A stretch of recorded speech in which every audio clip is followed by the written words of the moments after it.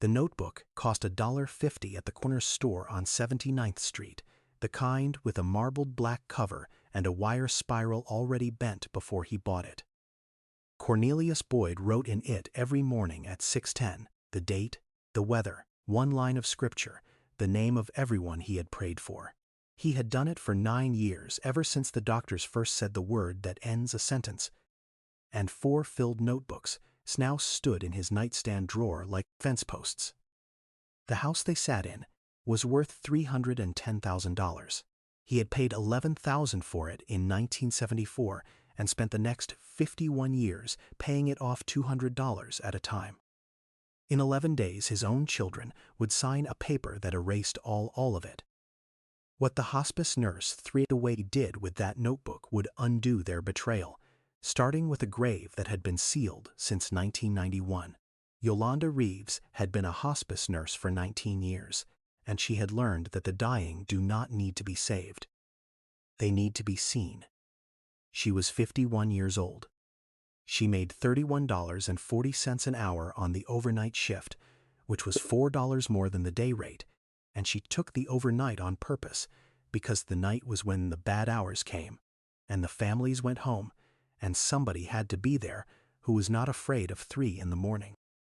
She drove a 2009 Corolla with 191,000 miles on it, and a heater that worked if you hit the dash twice on the left side. She kept a thermos of coffee that she never finished, and a paperback she never read, and a small flashlight she used, so she would not have to turn on the overhead and wake anyone who had finally, mercifully, gone under. Her nights had a shape.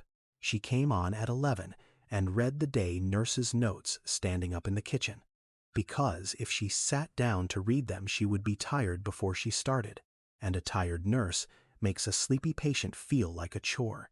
She checked the medications against the chart and then against her own memory, because charts lie and memory mostly does not. She did the 11:30 vitals and the 2 o'clock turn and the 4 o'clock vitals, and in between she did the things that were not on any chart and that no agency paid for. She warmed the lotion in her hands before she touched a body that had stopped making its own heat.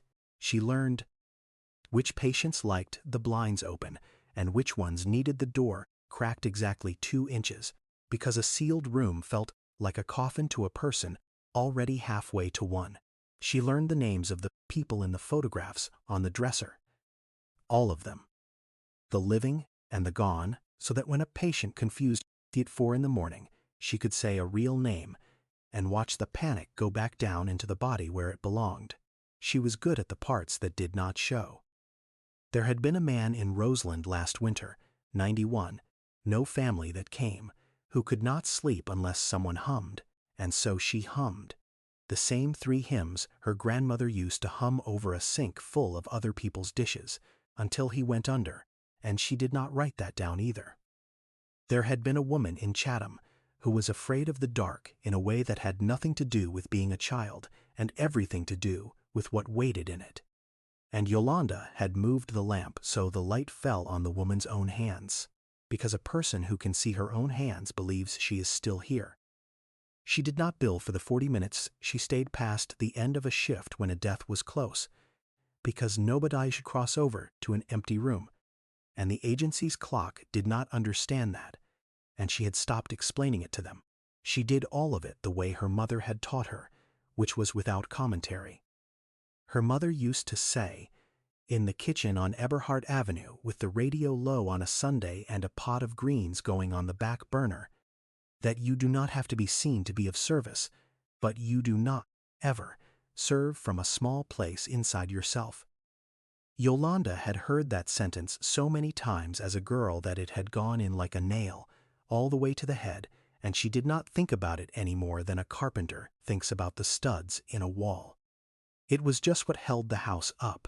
She came up the way a lot of women on the South Side came up.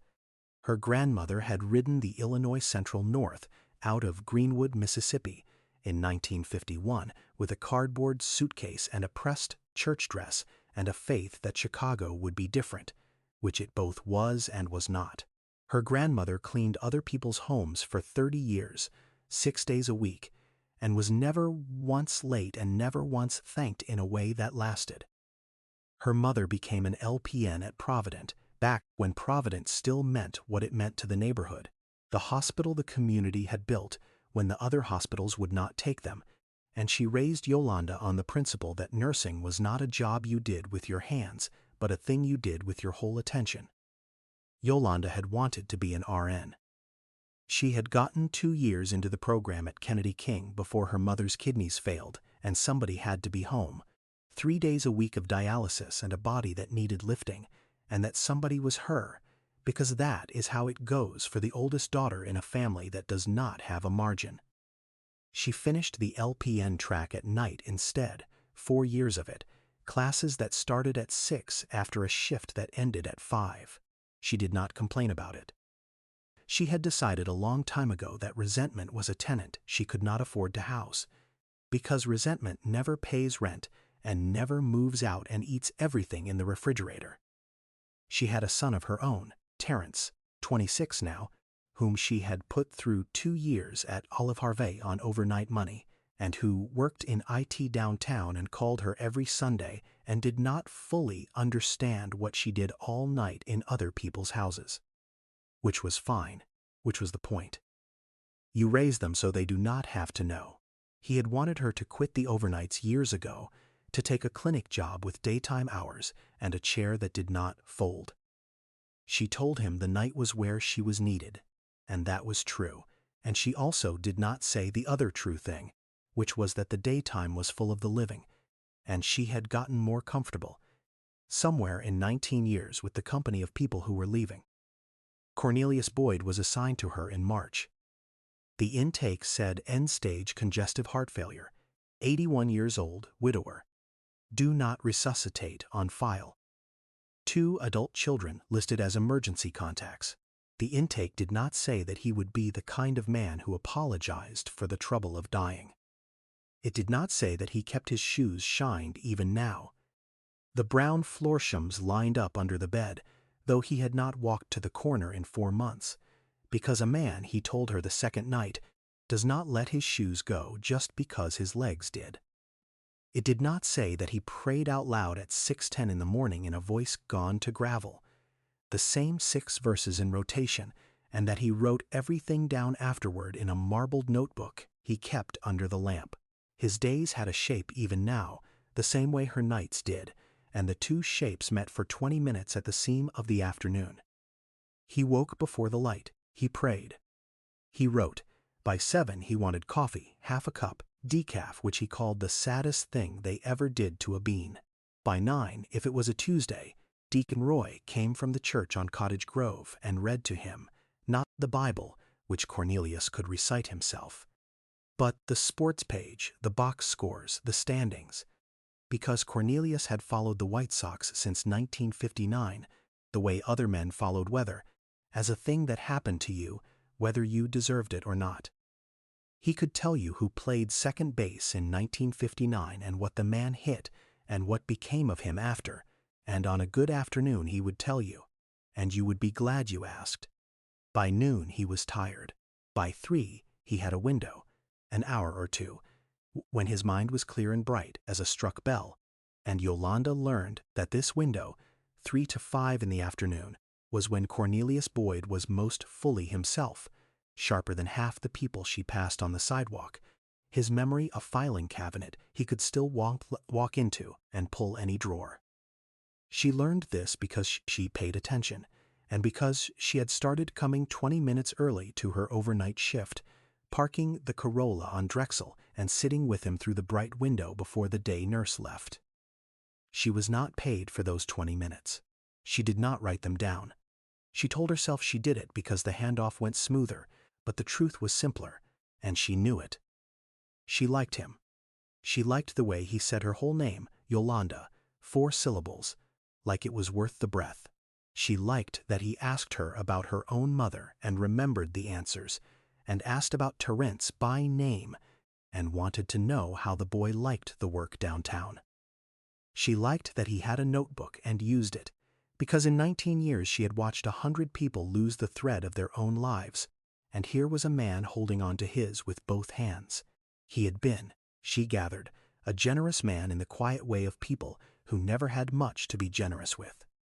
He had cut hair on Saturdays for 40 years in the back of a shop on Cottage Grove, and he had a rule that a boy heading to a job interview or a funeral or his first day of anything did not pay, did not even ask, just sat in the chair, and got made to look like somebody who was expected somewhere. There were men in their 50s on that block now who had gotten their interview cut from Cornelius Boyd in 1986 and had never once paid for it and had never forgotten it. He had driven the church van to dialysis for people who could not drive themselves, on his own gas, for years, and when the deacon board had wanted to write it up in the bulletin, he had asked them not to. Because a thing you do for credit, he said, is not the same thing, it just looks like it from the outside. Yolanda had met a great many men who told you how good they were.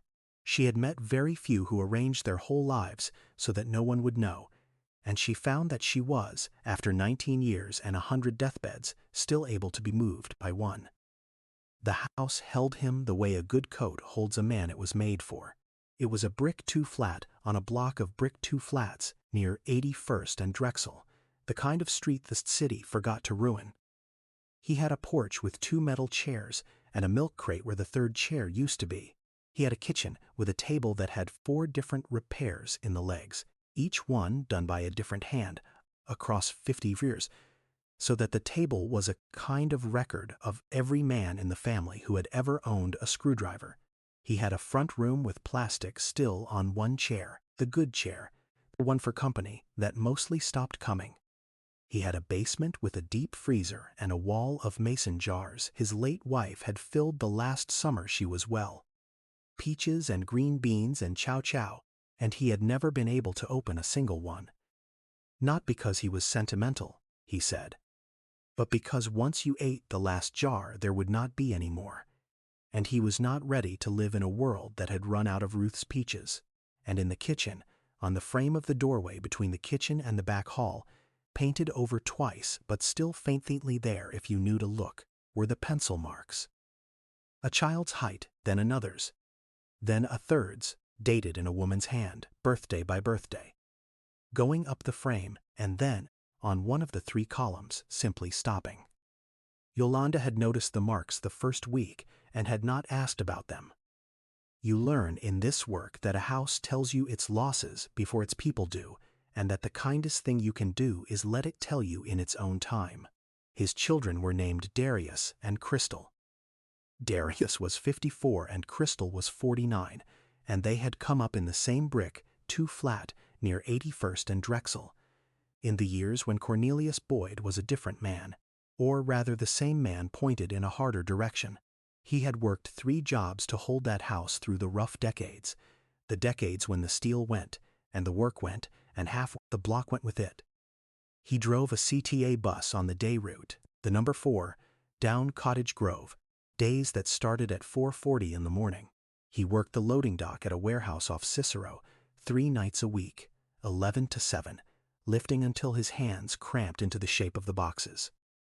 And on Saturdays he cut hair, the chair he rented for $8 a day, because he had learned to cut in the army and a man with a trade should not waste it. He held the mortgage, up out of the floodwater, with all 3 of those hands. $200 a month against $11,000 at an interest rate that would make you weep, and the cost of it was that he was almost never home. And the children who grew up in that held-up house remembered the holding but not the reason for it. They remembered a father who was a coat hanging by the door, a voice on the phone, a set of rules enforced from a distance, and a bus schedule taped to the refrigerator that mattered more than they did. They did not remember being poor, because he had made sure they never had to know they were. They remembered being alone, which to a child is the only arithmetic that counts. A child cannot see the second job from inside the empty kitchen.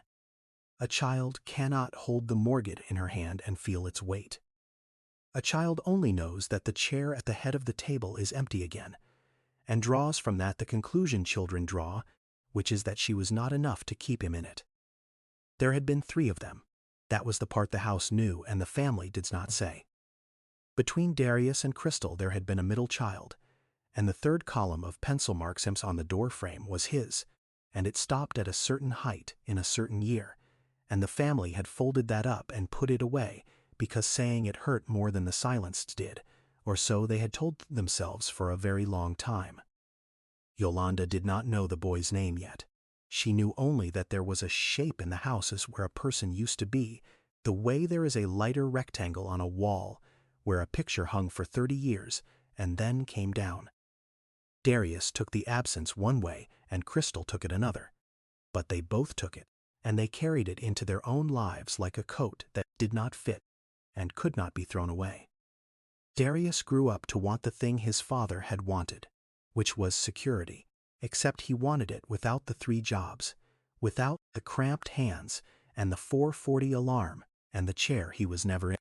He went into mortgages himself, which was either irony or inheritance or both, originating loans during the years when that was a license to print money on the south and west sides, writing paper for people who could not read it, people who looked like his own mother, and telling himself it was access, it was ownership, it was the dream.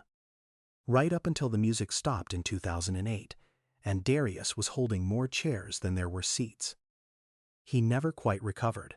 He moved into something adjacent, then something adjacent to that, and he had a house in Calumet City he could not really afford, and a second marriage that ran on a tightrope of credit, cards rotated like a man juggling plates. And in the last 2 years a balloon payment had come due. On a refinance he should have known better than to sign. $84,000 he did not have and could not get, the kind of number that does not keep you up at night so much as it sits in the room with you all day, breathing. Crystal had gone the other way, into a kind of professional distance, a job downtown in an office with her name on a little plate, and a condo in the South Loop, with a lake, view she had wanted her whole life and did not look at anymore. She loved her father. It is important to be fair about this, because the easy story is the wrong story, and the easy story is that she did not. She loved him the way you love a country you emigrated from, with a guilt that looks like impatience. She called on Sundays and visited on holidays and corrected her own children when they said the old neighborhood was rough, and she described the house in the past tense, even though her father still lived in it, even though he was sitting in it right now, breathing, writing in a notebook, because some part of her had buried the house with the brother whose name they did not say, and you cannot mourn a thing and also let it go on existing without going a little crazy. So she had chosen, without ever deciding, to treat the still standing as already gone. When the doctors moved Cornelius to hospice in March, something shifted in both of them, and it took Yolanda a while to read it, because grief and greed wear a lot of the same clothes and stand very close together at a deathbed. They started asking questions that were not about him. How long? What were his wishes? Had he ever talked about the house, about the deed, about what he wanted done? Crystal asked the soft version and Darius asked the hard one, but it was the same question, and Cornelius answered it the same way every time, which was that the house would go to the children when he was gone and not 1 minute before, and that he intended to die in the bedroom he had carried his wife out of, in the house his father, who had never in his life owned a doorknob, had not lived long enough to see him buy. Darius could not wait. That was the whole of his sin, and it is a more ordinary sin than the movies make it, and a more human one. He did not hate his father. He was drowning, and the only solid thing in reach was a house worth $310,000, and his father was dying anyway. The doctors said weeks, and what was the difference between selling it now and selling it in a month? Except that in a month the balloon payment would have already taken the house in Calumet City and his second wife with it. And Darius had decided, in the particular logic of a man going under, that his father, who had spent his whole life making sure his children never drowned, would understand. He brought a man in a gray suit to the house on a Wednesday afternoon. Yolanda was there, 20 minutes early as always, refilling the humidifier in the back bedroom, when she heard the car and then the front door and then the voices arranging themselves around the kitchen table with the 4 repaired legs. Crystal's voice, low and quick. A man's voice she did not know, smooth, professional, a voice that charged by the hour. And under them, the folder, a thick folder, papers being squared against the tabletop. She did not come out. It was not her business. A nurse who makes everything her business does not last 19 years. But the bedroom shared a wall with the kitchen, and the wall was old plaster gone thin, and she heard the words the way you hear weather through a window. Durable power of attorney. Capacity, in his best interest. And she heard Cornelius, in his recliner in the front room, in the clear voice of the 3 o'clock window, say, "I am sitting right here. You can ask me." Nobody asked him. The power of attorney was real. That was the part that made it terrible, the part Yolanda kept turning over in the nights that followed. Cornelius had signed a durable financial power of attorney years before, at a seminar the church ran for the senior members. The responsible thing, the thing Yolanda herself had urged on a dozen families across 19 years. Get your papers in order. Name someone you trust to drive the car if you cannot drive it. He had named Darius, his oldest, his son, the natural choice, never imagining the someone he trusted would drive the car off a bridge with him still in it. He had handed his son a key, in trust, for the day he could no longer turn the lock himself. The trouble was that the day had not come. The trouble was that Cornelius Boyd, at 3 in the afternoon, could tell you the date, the weather, the verse, the name of every person he had prayed for that morning, the number 4 bus schedule from 1981, and the exact figure his son owed on a balloon payment in Calumet City, which he had worked out for himself from things overheard, and which he had not said out loud to anyone, and which he had written, where he wrote everything, in the notebook. There is a thing the law understands about a power of attorney that families in a panic forget, and Yolanda understood it because the work had made her, against her own wishes, half a lawyer about exactly this. A power of attorney is not a transfer of ownership. The agent is a fiduciary. That word, fiduciary, was one her mother would have liked because it had the weight of a vow in it. It meant the agent held the power in trust and had to use it for the person who gave it, not for himself, and could not take the principal's house and turn it into his own relief in Calumet City. And a power of attorney, even a durable one, even one written to survive incapacity, did not erase the person who signed it. It was a spare key, not a new lock.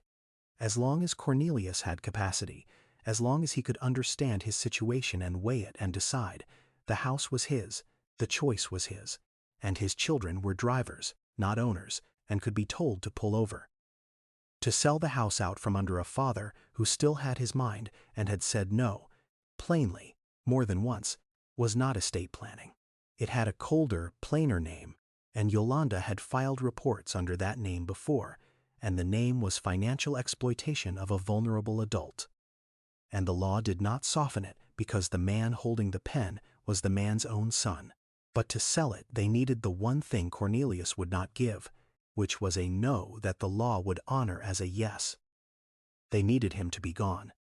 And so the man in the gray suit had prepared a document, and the document did the goning for them.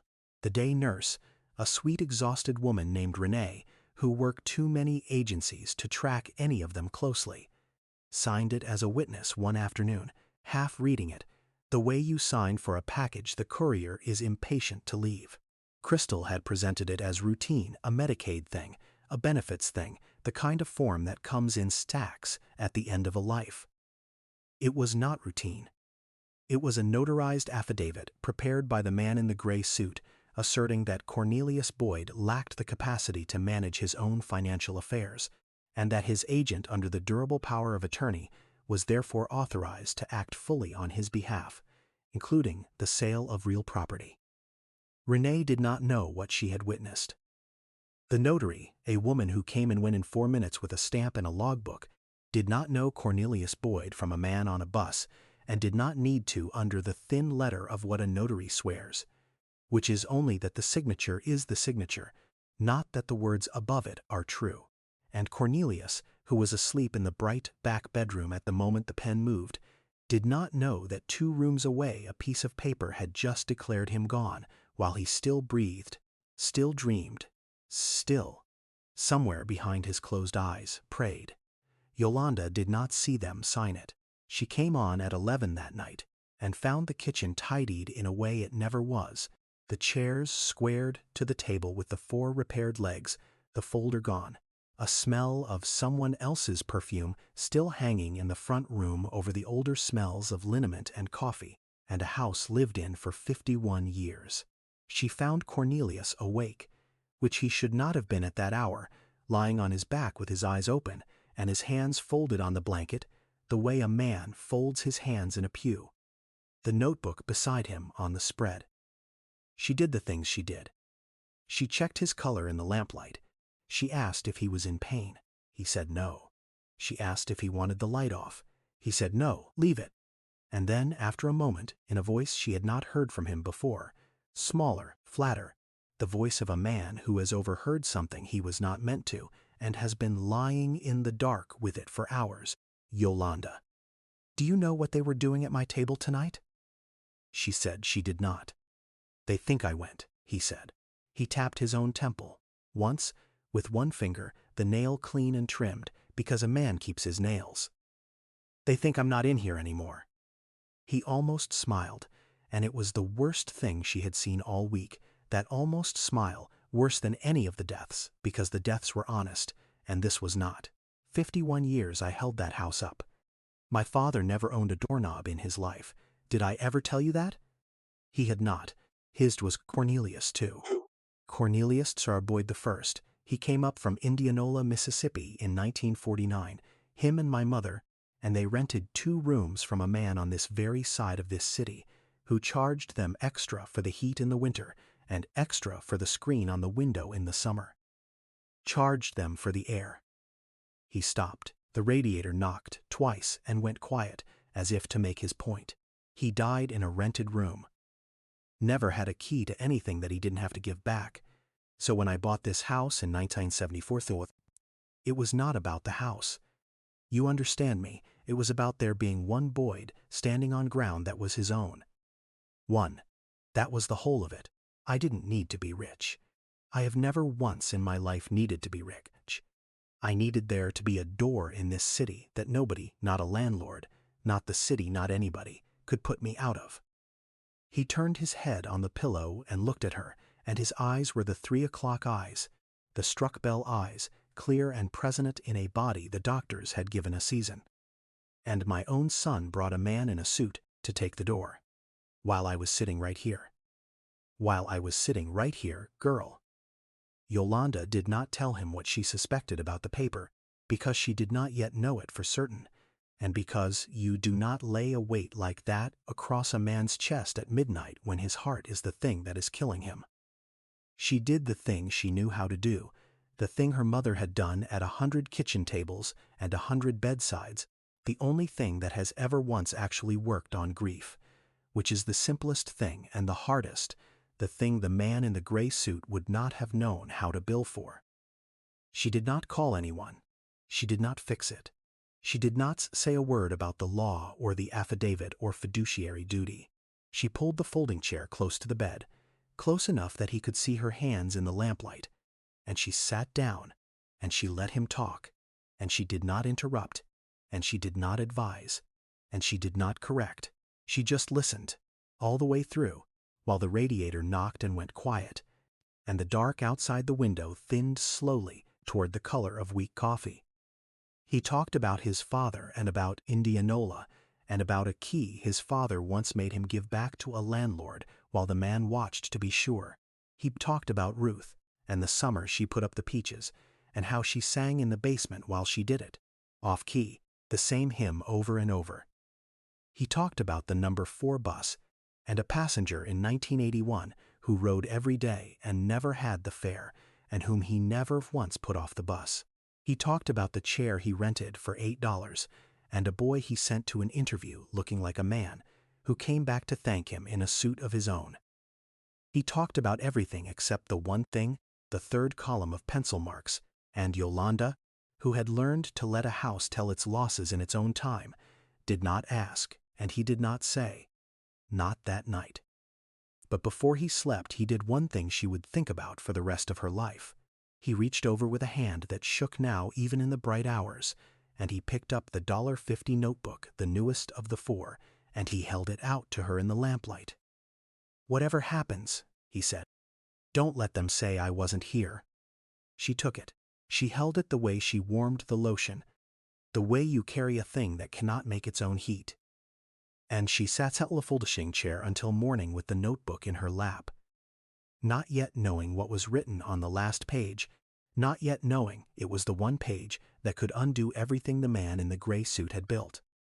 She read it the next morning, after he was asleep, in the gray light at the kitchen table with the 4 repaired legs. She told herself she was looking to honor a request. The truth was, she was looking for the thing she already suspected was there. It was all there. Every page was dated in the upper corner, in a hand that had grown shaky in the curves, but had never once lost a letter. Every page had the weather, a real observation, cold and clear or gray and close, or the first warm morning of the year. Every page had a verse, and every page at the bottom had a list of names under a single underlined word, praying, and the list was long, the living and the gone, the church members and the bus drivers he had worked beside in 1979, and the boy from the interview, and a woman named Ruth, whose name appeared in every single one of 51 years of mornings. But it was the most recent page that stopped her hand. It was dated the afternoon before, the Wednesday of the gray suit. The weather said cold, clear. The verse was from the 84th Psalm, the one about the sparrow finding a house, even the sparrow, a home for herself. And below it, in the careful hand of a man the law had certified empty, "Darius brought a lawyer to the table today. They want to sell the house. I told them no. They did not ask me. Crystal would not look at me. I am not gone. I am still here. Lord, let me be here long enough to say so." Yolanda sat very still. She sat still for a long time, longer than she knew, longer than the cold cup of coffee in the thermos she never finished, the radiator knocking twice and going quiet and knocking again. A man who could write that, dated clear, in a steady hand, on the very afternoon a notary had certified him incompetent 2 rooms away, was not a man without capacity. He was a witness against his own erasure, signing the testimony every morning at 6:10 before the light for 9 years, without knowing he would ever need it. And the notebook in her lap was not a keepsake. It was a record. It was, she understood with the particular cold clarity of 3 in the afternoon. Arriving at 6 in the morning, the exact thing the affidavit at the kitchen table had been built to pretend did not exist. She turned back further, because she could not help it, because the work had taught her that the truth of a person is in the parts they repeat. And going back through the newest notebook and into the one before it, and the one before that, through years of mornings, the prayer list shortened and lengthened and shifted as the living died and became the gone, but 2 names never once dropped off: Ruth and Andre every morning, for as far back as the notebooks went, and the notebooks only went back 9 years. But the way the name sat in the list, worn smooth, automatic, the hand, not even pausing, told her it went back much further than that. Andre. She did not know who Andre was.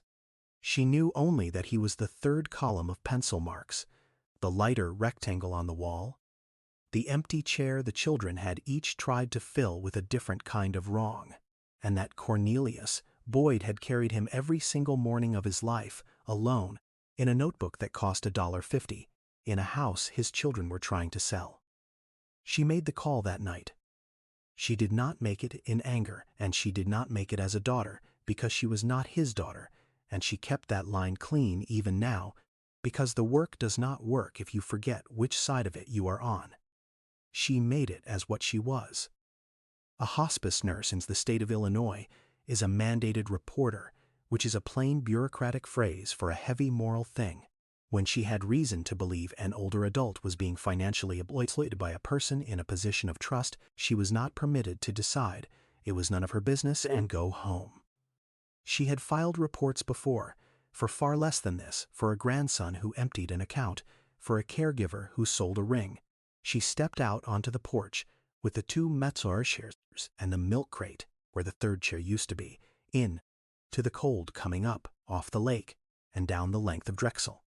And she called the after-hours line, and she made a report of suspected financial exploitation of a vulnerable adult, naming what she had heard and what she had read, and she asked that the agency document it formally. And then she did the second thing, the one that mattered as much. She asked for an urgent capacity evaluation by the hospice physician, because capacity was not a thing a man in a gray suit got to settle with a stamp and a fee.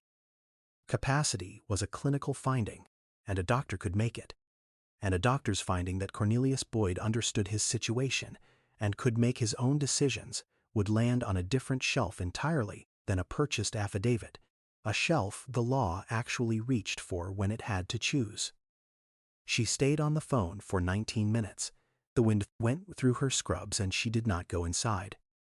When it was done, she sat down in one of the 2 metal chairs, the cold of it coming up through the fabric, and she looked at the milk crate where the 3rd chair used to be, and she understood now what it was, and she said the name out loud, once, into the dark, to no one. Andre. Then she went back in and checked his color and turned the lamp so the light fell where he could see his own hands, and she finished her shift.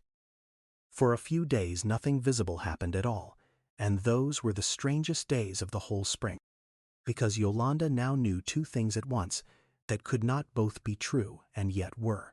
She knew, on paper, in a notarized affidavit sitting in a folder somewhere, that Cornelius Boyd was a man without a mind, a man legally gone, a man whose own son had been authorized to dispose of his property as if the owner had already left the room for good. And she knew, in the 3 o'clock window, with her own eyes, that he was nothing of the kind. She came on her shifts and sat the 20 unpaid minutes and watched him correct Deacon Roy on a batting average from 1961. Gently, without showing off, the way a man corrects a friend he does not want to embarrass. She watched him work out, in his head, the difference between what the church owed on the new boiler and what they had raised, and tell the deacon they were $900 short and would make it by the 2nd Sunday if the pledges held. She watched him remember her son's name and ask whether Terence had gotten the promotion he had mentioned 3 weeks before, and listen to the answer and be glad about it. For her, a man dying of his own heart finding room to be glad about a stranger's son downtown. The gap between the 2 truths was the loudest thing in the house, and she was the only one who could hear it. Cornelius did not know she had called. She had not told him, and would not, because a man should not have to feel like a case being worked while he is also a man being lost. Darius did not come those days. He was somewhere in Calumet City watching his own clock run down, not yet knowing the contract was already coming apart in Patrice Coleman's hands. Crystal called the house twice and asked the day nurse how he was, and did not ask to speak to him. And Cornelius wrote in his notebook every morning at 6:10 the date, the verse, the names, as if the affidavit 2 rooms away did not exist, as if the paper that said he was gone could be answered and outlasted simply by continuing every morning to be here, which, Yolanda was coming to understand, was exactly what it could be, and exactly what he was doing, and had been doing for 9 years before any of them needed it. He was building the record without knowing it was a record. He was a witness keeping a diary against a crime that had not yet been committed against him, and the diary would hold. What she had set in motion did not move like a miracle. It moved like a machine that had been sitting in the weather a long time, badly oiled, slow to turn, waiting for somebody with standing and a reason to throw the switch. The hospice physician, Dr. Okonkwo, came on a Thursday and spent 40 minutes with Cornelius in the 3 o'clock window, and asked him the questions that determine whether a man knows what he owns, and what he is choosing, and what the choosing will cost, and Cornelius answered them the way he answered Deacon Roy about the 1959 infield. Completely. and the doctor wrote that the patient was alert, oriented, and demonstrated full understanding of his assets, his options, and the consequences of his decisions. The agency's report went where such reports go, into the slow machinery of an investigation, and a lawyer, a real one this time, a woman named Patrice Coleman from a legal aid clinic that represented seniors and charged Cornelius nothing. Because that was the entire reason the clinic existed, sat at the 4 times repaired table where the man in the gray suit had sat, and explained to Cornelius in plain language the thing he already knew in his bones. That a power of attorney is a trust and not a deed, that an agent who sells the principal's house to cover his own debt has not made an estate plan but has broken a fiduciary duty, that a sale built on a false claim of incapacity, signed against the wishes of a father who in fact had capacity and had said no, could be challenged and undone, and that the affidavit the man in the gray suit had prepared was not worth the paper it had cost to notarize once. A physician's finding sat beside it. Cornelius listened to all of it with his hands folded on the table, in the place where his children had folded theirs to take the house from him. Then he said the thing Yolanda would remember the longest, the thing she would take out of the glove box on cold nights between houses for years to come. "I don't want my son in a cell," he said. "I want my name back on my door. Those are 2 different things, Miss Coleman, and I need you to hold to the difference, because everybody in a situation like this wants to collapse them into one, and they are not one." That was the night the wall came down, though not for him. Darius came to the house when he heard. He came angry.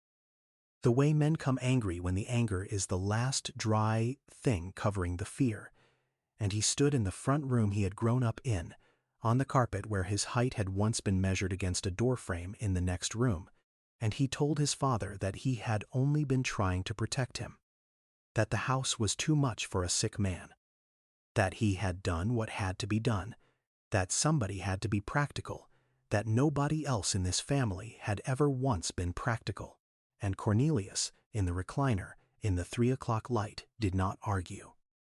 He had no breath to spare for arguing and would not have spent it that way if he had.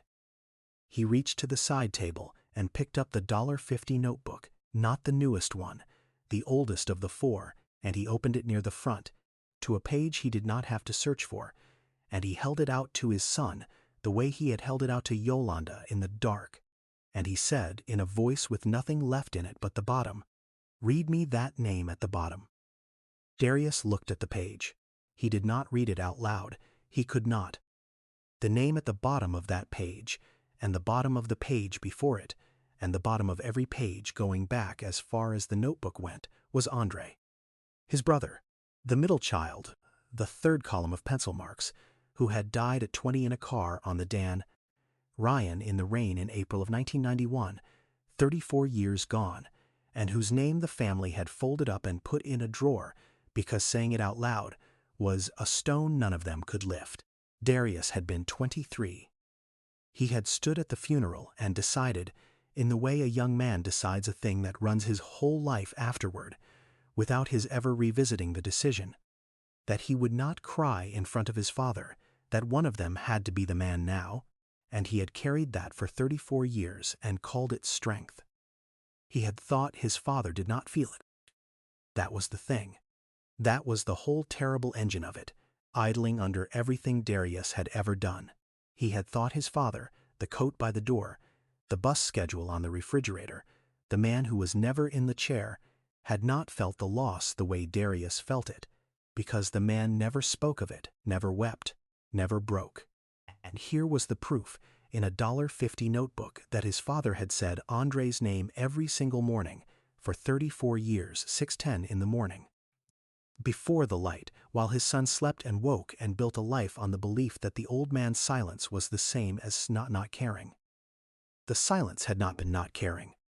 The silence had been a man holding a stone too heavy to lift and too precious to put down, every morning, alone, in the dark, and writing the name so that at least the name would not be set down even if everything else was. Darius put his face in his hands, and for the first time in 34 years, since the morning of the funeral when he decided, a man does not cry in front of his father, he cried. The way grief actually sounds. It's not the way it sounds in movies, the way it sounds in a front room on the south side at the wrong end of the day, ugly and choking and without dignity and 34 years late. His father did not move to comfort him, because he could not, and because some part of him, the part that had been a coat by the door, did not know how, had never learned the trick of it, had spent the gift of his presence on a mortgage instead of on his children, and knew it now, and could not take it back. But he watched. He let his living son weep over the brother, whose name he had carried alone. And he did not look away, and after a while, when the worst of it had passed and Darius was just breathing, ragged, with his face still down, Cornelius said, not unkindly, in the bottom of his voice, "I wasn't home. I know I wasn't home. I was holding the house. I thought that was the same as loving you, holding the house. I thought if there was a door nobody could put you out of, that was the same as me being in it. It wasn't. They're two different things, son. The same way the cell and the door are two different things, and I have learned the difference too late to do you any good with it, and I am sorry. I am sorry it took me dying to find the difference. Now sit down. Sit down here and let me look at you while I still can." The house was not sold. Patrice Coleman moved to rescind the contract, and the buyer, who had not yet closed and wanted no part of a lawsuit over a dying man's home, walked away from the deal without a fight. The man in the gray suit, it emerged, had prepared the capacity affidavit for a flat fee, and had cut corners that a state licensing board would in time have opinions about.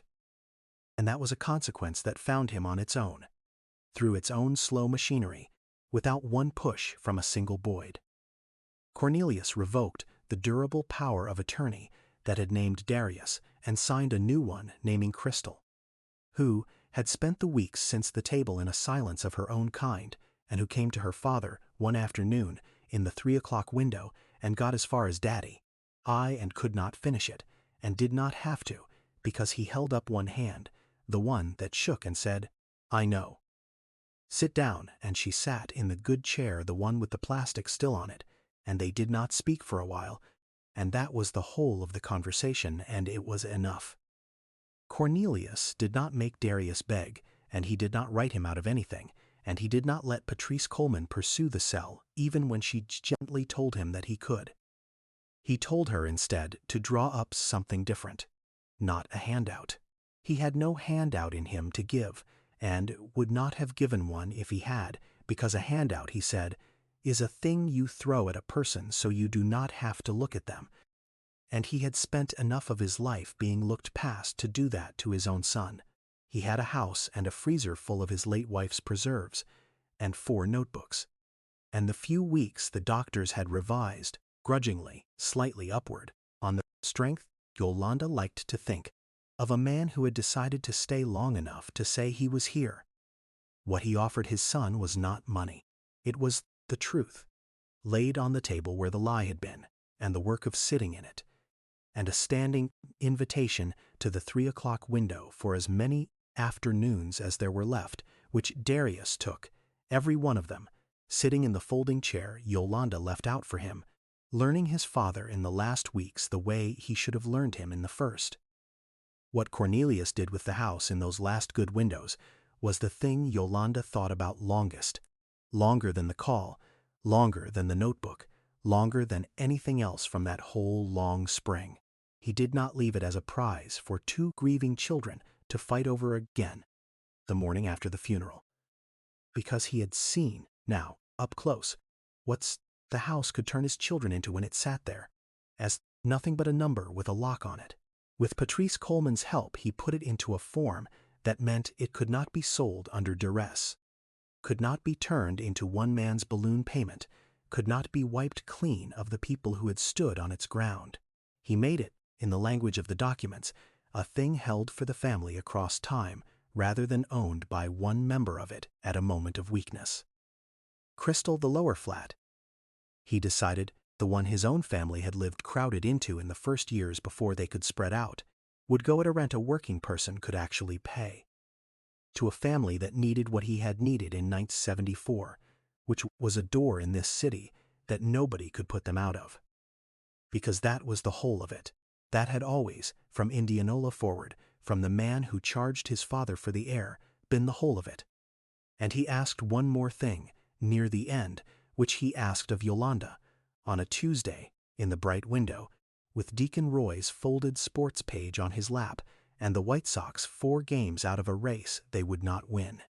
He asked her to open a jar.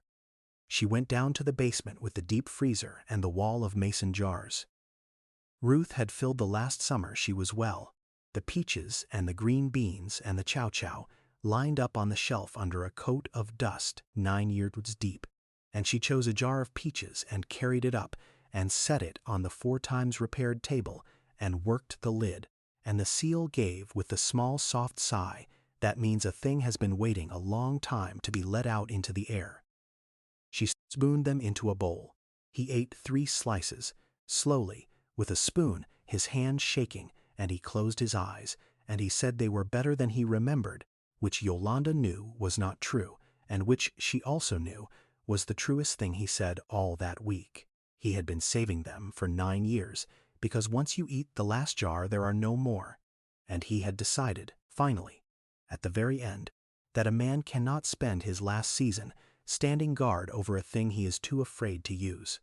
There would not be more peaches. There had been peaches. Ruth had stood in that basement off-key and full of summer and put them up with her own hands, and they had kept, and now they were being eaten by people she loved at the table she had set for 50 years. That was not a loss. That was the whole point of putting up peaches. That was, he said, more than most people ever get, and he was a man who had counted, every morning, exactly how much he had been given. Cornelius Boyd died on a morning in May, before the light came up over the alley, before the radiator knocked. Yolanda was there, because it was her shift, and because nobody should cross over to an empty room, and because somewhere in that long spring the line she kept so clean had not moved. Exactly, but had grown a window in it, the way his afternoons had a window, an hour when the rules relaxed enough to let a little light through. Crystal was there, asleep in the good chair. Darius was there, in the folding chair by the bed, awake, holding the hand that shook on the near end of a reconciliation that had been given only a few weeks to do its slow work and would have to finish the rest of the way without him, the way nearly all of them do. The newest notebook was on the spread. The last entry, dated the day before, said the weather was warm, the first truly warm morning of the year, and the verse was the one about the sparrow finding a house, and the prayer list at the bottom was long, the living and the gone all mixed together the way they finally are, and the last 2 names on it, as they had been every morning for 34 years, in a hand that did not pause, were Ruth and Andre. At the repast, in the church basement on Cottage Grove, with the foil pans and the sweet potato pie and the macaroni and the folding chairs and the women of the church moving, through it all like they had been doing this since Greenwood, since Indianola, since before any of them were born, Darius stood up. And he did the thing the family had not done in 34 years. He said his brother's name out loud, into the room in front of everyone. He said, Andre. He said, my brother Andre, who would have been 53 this year. And the room, which was full of people who had carried that silence alongside the Boyds, who had known for 3 decades not to ask, who had folded their own griefs small to match the family's, let out a breath it had been holding since the spring of 1991. And the grave that had been sealed all that time was not so much opened as it was, finally, gently, in a church basement that smelled of coffee and pie, allowed at last to be what it had always been, which was a grave, with a name on it that the people who loved him were permitted to say. Yolanda kept her line clean to the end. She was not family, and she did not pretend to be, and she did not stay long at the repast, because the next night was a shift, and there was another house and another folding chair and another person who should not cross over to an empty room. But before she left the house near 81st and Drexel for the last time as a nurse, Crystal pressed something into her hands at the door, wrapped in a dish towel, and it was the newest notebook, the $1.50 one, the one he had held out to her in the dark. Don't let them say I wasn't here." She had not. She put it in the glove box of the 2009 Corolla, next to the flashlight she used so she would not have to wake anyone, and some nights, parked between houses with the heater ticking, she takes it out and reads a page. A Tuesday in February, cold and clear, a verse, a long list of names. And she remembers that the most important thing she ever did in 19 years of this work did not require a single thing the nursing board had ever taught her. It required only that when a man said, plainly, in a clear voice, on an ordinary afternoon, "I am still here," somebody in the room believed him and wrote it down and picked up the phone. There is a question Cornelius Boyd's story leaves sitting on the table, the one with the 4 repaired legs, and it is not an easy one, and Yolanda has never settled it for herself, which is maybe why she keeps the notebook in the glove box. He chose, at the end, not to send his son to a cell. He chose to keep his name and let the law fall where it would on the man in the gray suit and leave his son to the slow judgment of a balloon payment and a marriage and a mirror. Some would say that was grace, and that grace is the only thing that has ever actually broken the chain, that a father who answers a theft with a chair at the table is the only kind of man who ever stops the wound from passing down another generation. Others would say that a son who would forge his father's own mind onto a piece of paper to sell the house out from under him should answer for it fully, in the daylight, with his name in a record, and that forgiveness handed across the table too easily, is just one more way the people who do the harm get to keep the door. And the people who suffer it learn, one more time, that suffering it quietly is what is expected of them. Cornelius made his choice in the little time he had, and he made it with his eyes open, and he would not collapse the cell and the door into one thing, not even at the end. But the harder question is the one he left for the rest of us, the ones with more time than he had, and worse memories than we admit, and a phone in our pocket, and somebody, somewhere, sitting in a chair we keep meaning to get to.